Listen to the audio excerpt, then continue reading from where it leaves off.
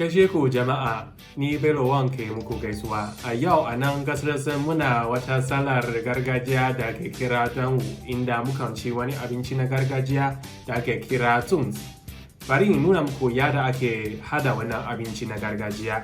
Da farko za a tanadi shinkafa mai yauƙi, da markaɗaɗɗen wake, da wani irin ganye mai tsawo, da zare mai kama da lilo. A samu ganye guda biyu, a nade su kamar haka.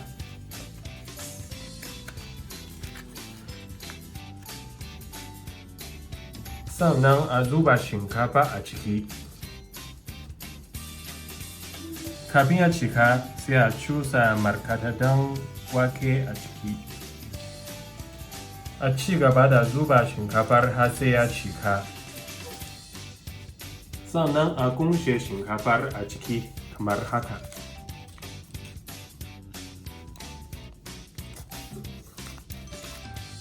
Sai a daure kunshin da zare ta yadda ba zai bude ba.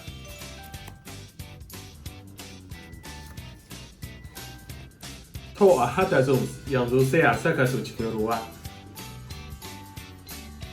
A zuba ruwa a cikin tukunya.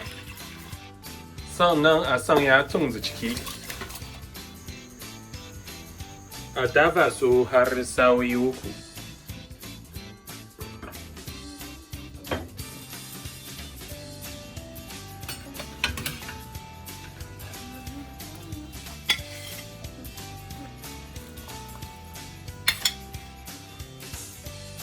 Shikenan Zunzi ya dafu, bari mu dandana.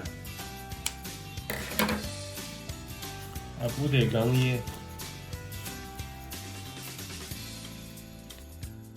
Duba yana da kyan gani ko? A ci shi tare da sukari zai fi daɗi. Ba laifi.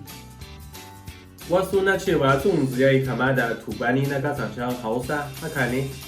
Bari ku nuna mana yadda ake yin tubani, sai na ji daga gare ku.